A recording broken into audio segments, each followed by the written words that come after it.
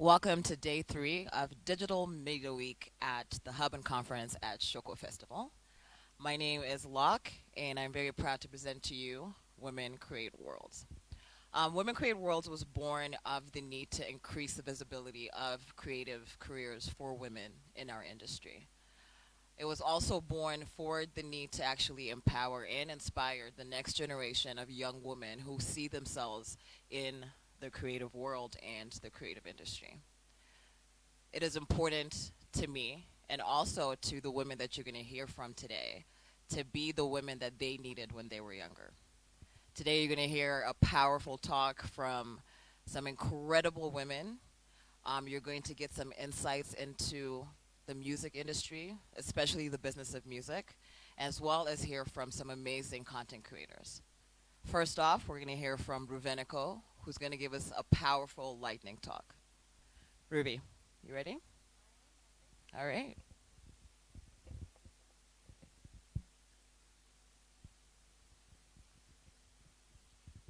Okay. All right. I don't know where I should be. Wherever I'm comfortable. Can I move this out the way? Okay. Alrighty. So, good morning to our live audience following on our Shoko Festival Facebook page, those that are streaming from home. Now, the most interesting thing about this right now is that everyone watching this session, wherever you are online, is not paying 100% attention to this talk. You have several things running wherever you are.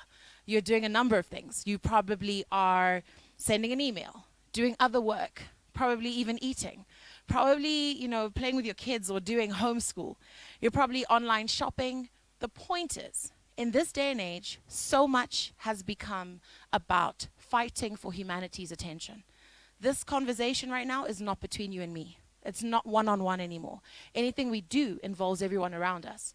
So when you are going to sit here and hopefully make it to the end of the last panel discussion, and I implore you to do that, because also our attention has become so short. Our attention span these days cannot possibly accommodate 3-4 hours watching a Facebook page. That's just what's happened. Especially during COVID, it has compounded more than ever before.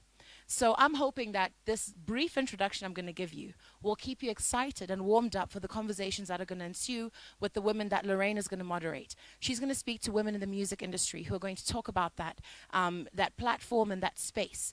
She's also going to speak to influencers who apparently are people like me. And the idea is that we're going to unpack what the digital space looks like. This is Digital Week.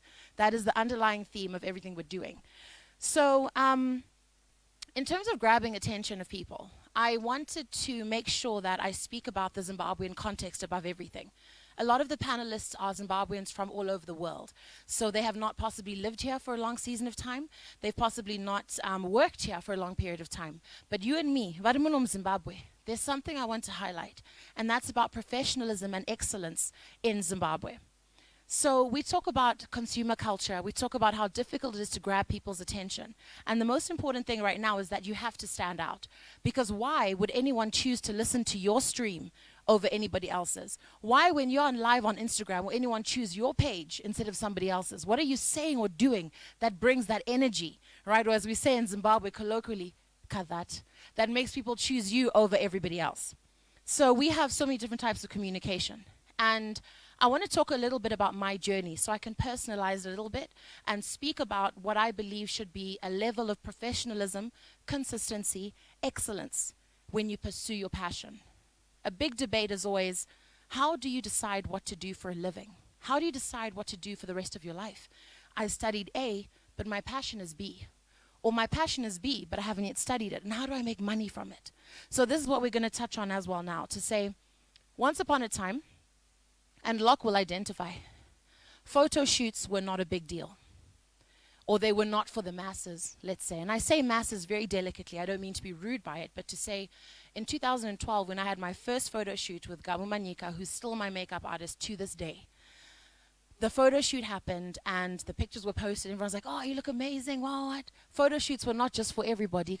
It was something deliberate because you were working in a specific field or a specific space. Now, I'm sure we all know what happens on the gram. A photo shoot is my way, birthday shoot, engagement shoot, lost my weight shoot. A photo shoot is now a thing that's happening over and over again. So this is showing you how life and the world has evolved. Photographers are making more money. Makeup artists are making more money. Before, some of us would arrive at events with our face beat, but now a face beat is not something for a select few. It's now something for everybody. So this shows you that the world will continuously change, and that is what we are focusing on today. That do not think that what we are in today is what will be there tomorrow. So as you perfect your craft, as you put in your 10,000 hours to perfect what you are as a professional, as an individual, just know that this time next year or this time in 5 years, the landscape will not look the same. So we talk about branding and understanding. When people talk about brands, it's not about Alibaba, it's not about Nike, it's not about Reebok. It really is about your name and what resonates. So I find that Zimbabweans are very difficult to support in terms of local business. Tinekamwika element so kekuti kana uchida kubatsirwa hausikunyatsobatsirika. All right? People want to support your business, but you are not easily supportable because of your business practices and your business ethics. So this is something that I'm hoping to get deeper into, because as we speak of influences, as we speak of music, these things will come up in our narratives. So your brand is not about, like I said, being a big brand. Your brand is about just your name, right? Where you are right now, just imagine a color. Think of yourself, first a word, right? What's one word that describes you? And if that word is not repeated by the people who you work with, your family, is it a word that everyone will resonate with, a word that everybody will call you? Because that is what your brand is. So don't always think big. Don't think I'm not a brand because Andizikanu and Nama followers 100,000. It's not about that. You'll find that on the panel, they're going to be influencers who do not have 1 million followers, but they're already influencing and they're getting paid for this work. Only because they can communicate and engage and connect with their audiences. And that's the magic of influencing. So I think that's going to come up in conversations later, so I won't preempt. But what I want to emphasize is your brand is who you are, what your mother says about you, what your boss says about you, what your colleagues say about you, what your golf team says about you. That is your brand, regardless of who you are or where you are. So these are things that we need to look into. And I know for a fact that, money is what we do when we translate your brand and what you do online into what your client expects. When a client engages an influencer, they're after two things mostly. They're after money and they're after following. They're saying, look, we've just started our social media, we want to get out there, and they're going to want to engage with a specific audience. And if they target you, they believe that you speak to who they want to speak to. I get young girls who I mentor asking me, Ruvi, how do I become an influencer or an ambassador? I would love to be one. And I'm like, sweetheart, it's not a career or a job choice. It's one of those things that you're called to do because your clients believe you can offer or you can give what they're looking for. So you don't wake up and say, I want to be an influencer and then suddenly become one based on your own desires because it looks cool. It's something that's built into and something that we work on. So now, I want to go back to the branding aspect and the business aspect. Zimbabwe has an unemployed population, and that's a fact. Unemployment is not just a Zimbabwean thing, it's a global thing. It's an issue all over the world. So when we talk about this, let's not make it partisan. It's all over the world that unemployment is rife. Now in Zimbabwe, it's over 95%, which is very, very high. So you'll find a lot of us are startups. A lot of us are trying to make $1 out of 15 cents. A lot of us are trying to hustle. The problem with this hustle is that we've become quite desperate. And one thing I would want us to do as young people is when we're talking about entering this space, whatever it is that you're selling or doing, whatever your offering is, you need to enter the space with that mindset of professionalism. We often enter it with a bit of a lackadaisical element. We don't necessarily realize that there is competitiveness. And the competitive element of our business is that there are so many other startups, so many other young people who want to do something. So we talk about going to school and studying something. If you go to school and you study, you might not work in what you studied. And the beauty of our unemployment and all of that is that you can study most of what you do online these days. You can go online and you can literally learn half the things that the world needs today. A lot of the curricula that you find in schools are really outdated. They're not what they should be. They need to be modified to suit the working environment of 2020. So in that meantime, if you can't afford to go to university, if you can't afford to take an extra online course, do you know you can surf the web and Google and YouTube your way into a career? You can learn how to edit online. A lot of these photographers that you see mazuvano vari kungoshamisira vachiphotographa nananingi avanomboenda kuchikoro vachizviita handiti vakakotongoendawo painternet vakati aiwa inini dollar and a dream nekakamera kangu ndichatobudikira. And guess what, we're paying them for photo shoots, for weddings, for birthday shoots. Ndo zvazvinoita. Chero makeup artists akawanda, they learnt all of their skills online. That is what the world has become. So if you're not making use of that space and taking advantage of that, you're going to get left behind.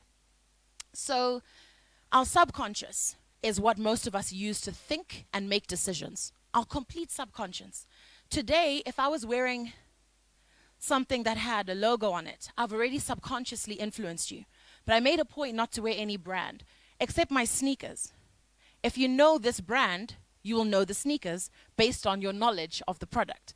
But I made an effort to make something, to wear what I'm wearing as completely neutral, so that I'm not influencing any brands or any pop culture, but I'm just here to speak to you and engage with you and show you that also you don't always have to wear brands and things that shine to look presentable. Because that's also another thing, and that comes back to black business in Zimbabwe. One of the most hardest and most difficult things to support is black business in Zimbabwe. All right? Let me tell you why. Zimbabweans, black Zimbabweans, we don't support each other. White people will open a restaurant, they'll open a club, they'll open anything, and they support each other. Oh my God, Scott has a new spot open. It's so lovely. I really want to go there for breakfast. I love it. I love it. And every Sunday we go with my kids and we take my mom-in-law. Every Sunday we go. And for sure, those white people will be there every Sunday for 5 years. That's what they do. Black people, one of us opens a spot. I won't talk about names. Let's talk these high density areas. 2 years ago, there was a new spot that opened. A lot of us went there. Last year, a new spot opened. All of us went there. This year in December, we're waiting to see where we're partying as black people. We are not loyal. So it's loyalty both as the consumers and the clients and the patrons who are attending, because the minute something new opens on the left, we rush toward it. If something opens on the right, we rush toward it. We all want to be seen there. Anything new, no, ndindiripo. But there's no loyalty, there's no consistency, and we've got no culture and no rhythm and no balance. Whereas white people will be consistent. This is what makes it hard. So that's us as the patrons. We're not loyal. Then it is the owners of these places themselves. There's not enough excellence for us to continue returning. You'll hear people say, no, the service when I went there was awful. Why is the service awful? I think what black business needs to understand is that you should not have a PR department or a customer relations department or a client services department, because everyone who works there, as far as the finance and admin guy in the back office, are all part of client relations. And that is what we need to understand as black business. The other thing with not being able to support black business is the value chain. We want to do everything. All right, I do photography, just photographs, because no zvakadzidzwa pa internet or kuchikoro zveshuwa. But then you'll find, you say, all right, but I also want videos, and I also want social media, and I also want decor. That same photographer will say, I can do everything.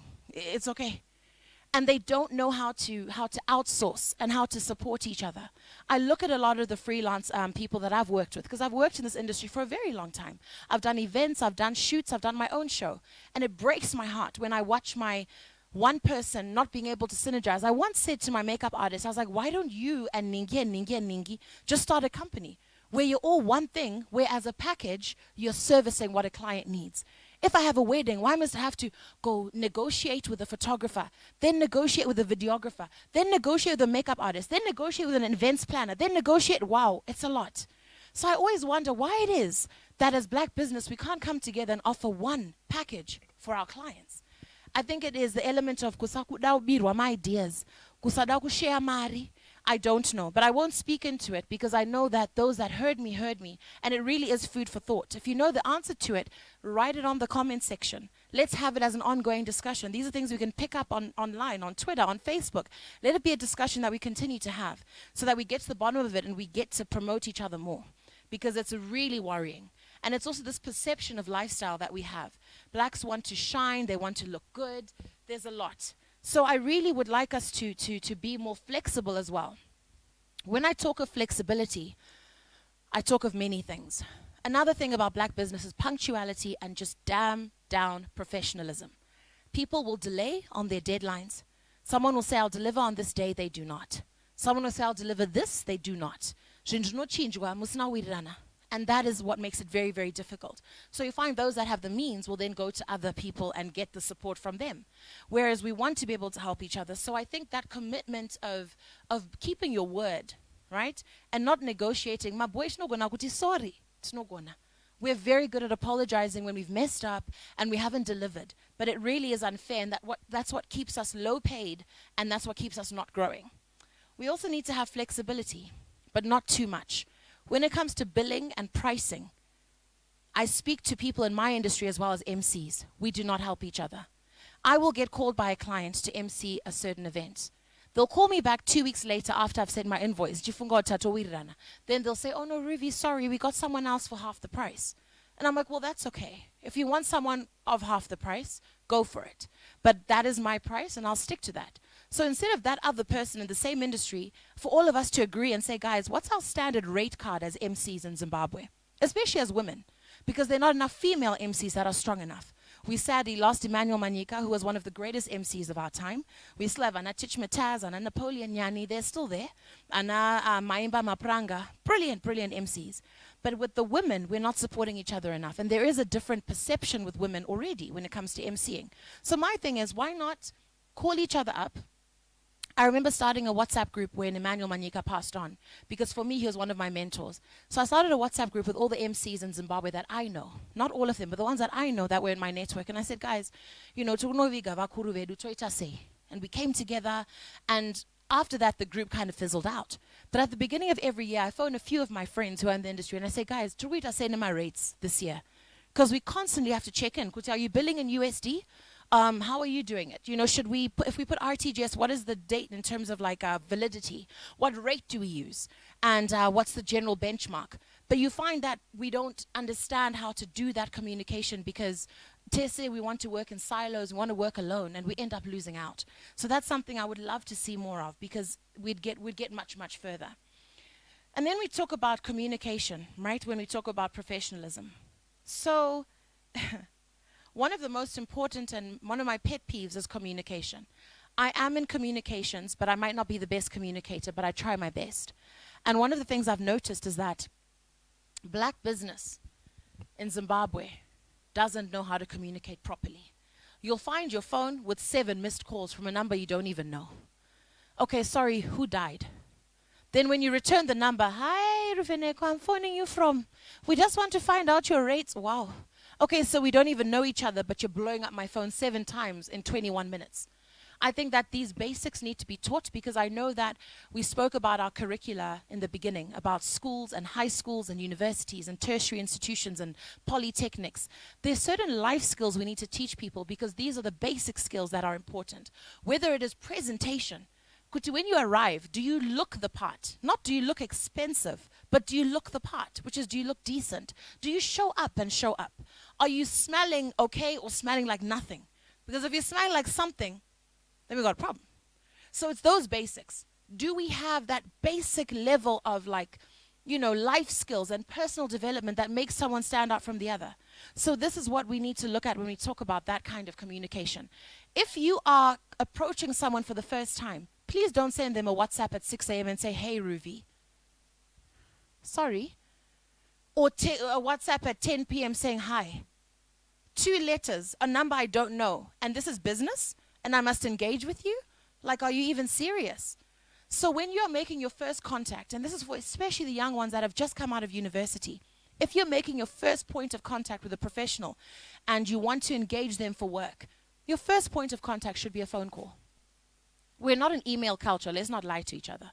Unless you're proper corporate. But especially in this creative space, my WhatsApp, my DM, my phone call. Phonera muni handiti. Good morning, Ruvheneko. I got your number from so-and-so. Always state your reference, because that's a good starting point, isn't it? Because then I'll give you an ear. If you say I was referred to you by Locke, I'll be like, okay, all right, this must be important, because she doesn't just give out my number. Hello, what do you need? And then we talk. And then you ask me, do you prefer if I continue my comms with you on WhatsApp or on email? And then we agree, isn't it? That's what's professional. Thereafter, I will let you into my WhatsApp platform and then we can talk. But don't WhatsApp me, then even say, Ruvi, I wish you would reply. Please don't ignore me. Wow, wow, wow. And on that note, WhatsApp, for most of us, we think that it is an informal platform of communication. I'm not speaking about it like it is, because in this world order, it has become a very formal platform of communication, believe it or not. So as long as we've agreed on each other that this is my preferred line of communication, you're most welcome here anytime, any day. To taurirana ipapapa, to wirirana. And also contracts, right? So communication, that's one thing. So it's that. And one missed call is enough. A missed call, send an SMS. Hello, Ruvheneko. This is Tadiwa, trying to reach you on your phone. Cannot reach you. Please call me back at your earliest convenience. Leave it up to me, because my phone is there for my convenience, not yours. So don't blow up anybody's phone professionally. And that's what we struggle to deal with. To text odd hours. We can text odd hours when we're on a project together and we're already on assignment. My edits, how far? Especially the creative industry, we don't sleep. We work usually at peak between 10 p.m. and 4 a.m. Tozo take a nap until 10 a.m. and then we start working again. So we fully understand how that industry works. So these are things we need to polish up on so we can just be better individuals for each other and support each other in a much better way. So that's where I find we need to fine-tune how we present ourselves as entrepreneurs and as young creatives in a space where influencer work, music, pop culture is influencing us every day so much, and we've got so much that we need to share and communicate. So for one person to choose you over the other, you've got to have that competitive edge. If it's your pricing as well, don't be undercut. Famous line is, it'll be good for your brand. It'll give you exposure. You know what I'm talking about. You've been told, Ruvheneko, come and do this work, or Ningi, come and do this work. It'll be good exposure. At some point, you don't need exposure. Imagine Nana Amara Nana Jaji Foni Rogunzi come and sing because it'll be good for your brand. I'm sorry. At some point, you need to respect and protect your own brand, because your craft is your value, right? And we always talk about what you get paid for. The biggest mistake we make as well, especially the creatives, and I keep talking about photographers, forgive me, but it's photographers and designers. It's also because the Zuru's right in front of me, but yeah, Alex, sorry. So if we talk about photographers, designers, most of us in creative, we say, I'm billing per hour. Billing per hour. You don't get paid in life, in this industry especially, for your hours. You get paid for your value. If it costs me 10 minutes to put together a poster that I'm going to post on social media, the value I'm giving you is more than 10 minutes worth of time. And you're paying me for my value, not paying me for the hours I spent in university, the hours I did my master's, the hours I perfected my art, the hours I was on stage emceeing at other events before I came to yours, before I was great. You're paying me for my value that I bring. You cannot bill in hours. At some point, that doesn't translate. Because as you make a sense, value yakho iwewe, kuti the video you give me, the photos you give me, the product you give me, is that adding value to who I am? Then you can say, all right, I'm billing this much. So that's on that. And then we talk of different platforms of comms, right? But I won't get too deep into that because I think I have already scraped on it. You know, you've got WhatsApp versus emails, hard copies versus face-to-face. Always know your audience, right? As a startup, you must know that when you're going to Munumtapa building to go meet anyone in those ministries that are based there, or OPC Acho, there's a certain level of dressing you've got to arrive with, a certain level of professionalism and punctuality. If you know you're meeting at those offices at 10, you know that parking between there and High Court Mawan, Munasamora. So please leave your office at 10:15, knowing your meeting's at 11, so that you can park, go through security, soft whoever you need to, and get to where you're at, so that by the time it's 5 to 11, you're in the PA's office and the boss is told Vashika. Even though that boss is likely to also make you sit another hour because, well, Mashefka. So that's what happens, all right? But my point is punctuality and that professionalism goes such a long way. And we need to be able to fine-tune that and present ourselves right. Know who your audience is every time and decide who your audience is. If you want a certain target market, target on them and make it happen. Face-to-face interviews, emails, WhatsApps, all those things are really a preference thing. And with this global pandemic we're in right now, you cannot be too fussy about how you meet with people. If you're going to be in Zoom meetings, at this stage, all of us should have sacrificed $20 to go downtown and bought a ring light. Even the smallest of ring lights will save your life. because that is now your presentation when you go online, isn't it? You're no longer able to walk in smelling like whatever you smell like and looking like whatever you look like. Your meeting, if it's now online, you need to be able to look the part. Even if you are a service provider and you feel like, no, I'm the smallest part of the food chain, you need to know, okay, and I got up a Zoom. And you've been on those Zoom meetings where there's like those two boxes of people that are just dark. And you're like, are you here or like, are you not here? The idea is that each of us need to do our due diligence and say, how do I want to present myself when I'm on this platform? How do I want to look? You see people on Instagram who get more likes than others. It's because they've taken time to present their quality of their photograph or their image in a way that is presentable. Sometimes I'm liking the picture quality as opposed to the picture itself. No, during your timeline, you see different things. If you just go right now on your timeline, just go through your first 6 pictures, you'll see such a big and stark difference between every single picture. And that's what we need to take more care to present ourselves accordingly, because that is where the world is. This phone has become the first first screen of contact. This device here, first screen of contact. When you open your eyes, most of you, before you even reach for your wife or your husband, you're reaching over for your phone. Whether it's to switch off the alarm, whether it is to check the time, whether it is to check the news, whether it's check Twitter, or how many likes you got from your post last night, the first screen of contact is this device. You will leave any place. The first thing before you check your car keys, men, be honest. You check your pockets for your phone. But phone yiripo. Ladies, in our handbags, whether you've got a clutch bag for a night out, it must fit this first screen of contact. So don't take it lightly. Designers, something as small as if you're designing a flyer, please don't bring me a flyer that is like, that long portrait version, but I'm trying to put it on my Instagram. It doesn't fit into a box. Ask me where I'm posting it so that we do the dimensions correctly. Back and forth. Tell me, I must tell you where it's going. We must understand each other. Get a full brief. If the brief is not clear, let's start again. Let's have a voice note. And on voice notes, don't just send voice notes to people. Don't assume that everyone likes the sound of your voice. Don't assume that I'm always where I can listen to a voice note.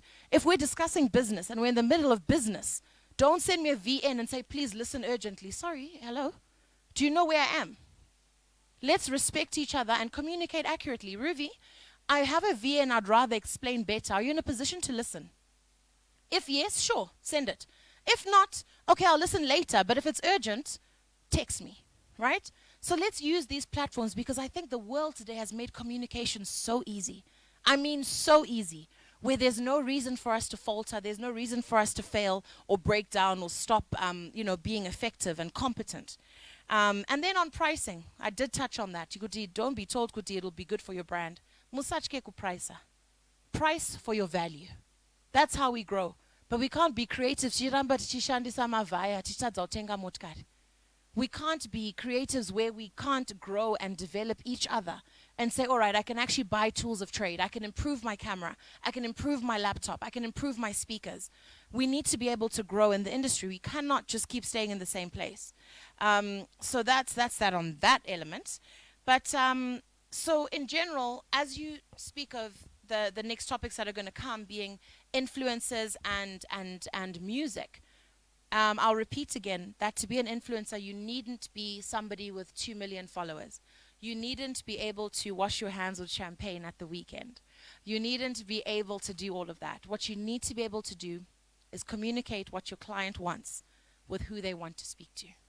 That's the most important thing. And be professional and be consistent. How you present is everything. And the music industry, I'll give my 2 cents. I'm not in music, so I don't want to touch on it too much. It's not my forte. But everyone listens to music. I mean, it's half a life without music. What I will say is, when we were driving to Kariba this weekend, one of the songs that came on was 25, ya gafa, yeah. 25, whatever. So we thought to ourselves, why doesn't this song have a dance move?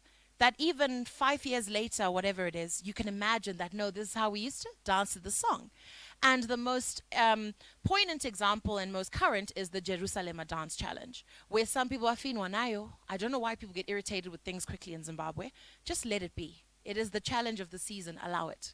Anditi, there are a lot of corporates making money from this. A lot of influencers making money from it. Just live and let live. If you don't like it, don't watch it. But that is what is trending right now. So we talk about that dance challenge, and you'll find that when we hear the song 5, 10, 20 years down the line, we're always going to get into that dance move. So the only thing I'll say with Zim music and influencer culture and being able to position is to say our artists need to develop dance moves.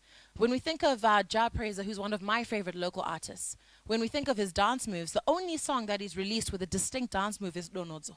This one that's just come out. Until we are 45 or 75 or 85 telling our grandchildren, "Kutindikati ga," we all know what that means because we know how to do it. But everybody else releases amazing songs, but we don't carry through. Some of you guys as artists have brilliant managers. I mean, amazing managers. The money element is right. The, posts are correct. Ka image, ka gym, ka quad game, bo. But when it comes to what continues your brand when you're gone, when we celebrate Tuku's birthday just yesterday, even in his death, my timeline was flooded with happy birthday, Tuku, because he still lives on. Not because he had particular dance moves, but because he had something, his own signature. So I'd say with that, music culture in Zimbabwe, I already sort of think that we're not the best at singing on the continent. I don't think that every country should be good at singing. I think that every country has their things, but we have some stars, which is why our stars are very few. Because singing and music and dance is not necessarily a Zimbabwean forte, all right? But we try. And those that are good at it are amazing at it. Ndosaka vashoma. Vekuti, we can all sing along to their lyrics word for word. So it's about understanding that if you're going to step into space that's not originally Zimbabwean, make an effort to go over and above and fit in with those that are in the region, in the continent, and in the globe.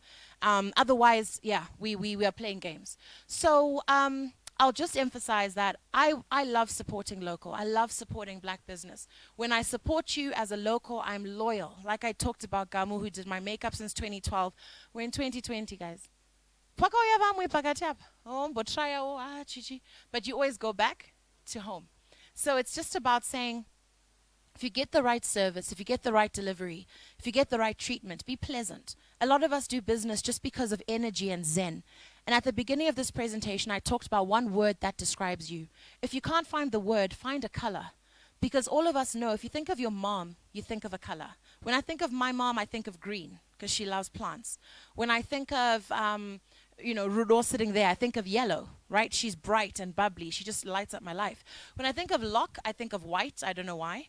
But yeah, so I think you must always understand that your brand is all of those things combined. It is what energy you give off. It's what spirit you give off. It's what word people describe you as. That is your brand. Because angorineka ka composure so.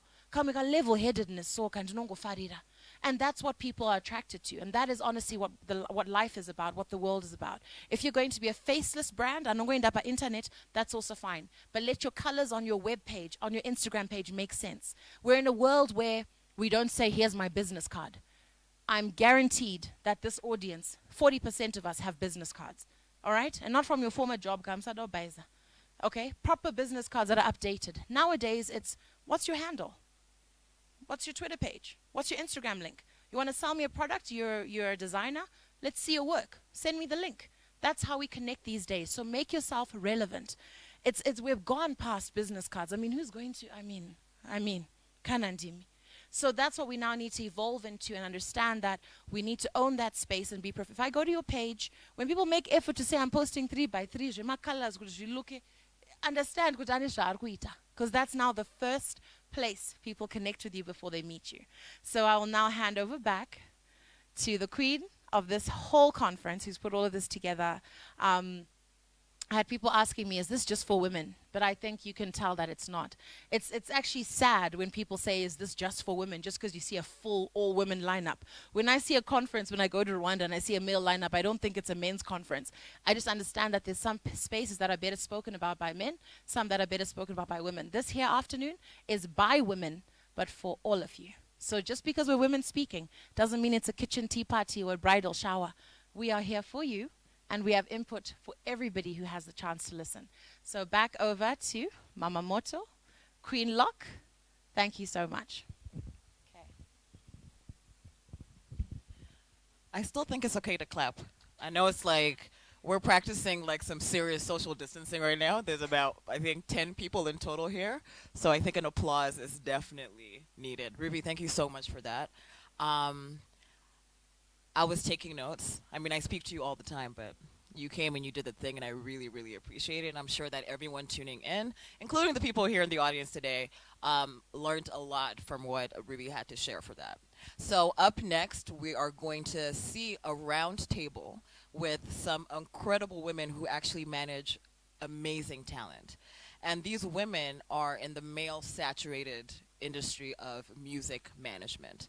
So they're going to talk to me about their challenges, um, funny behind the stage stories, and most importantly, they're going to drop some gems for anyone who's actually interested in getting into the music business. So please stay tuned, and it's going to go live at 12.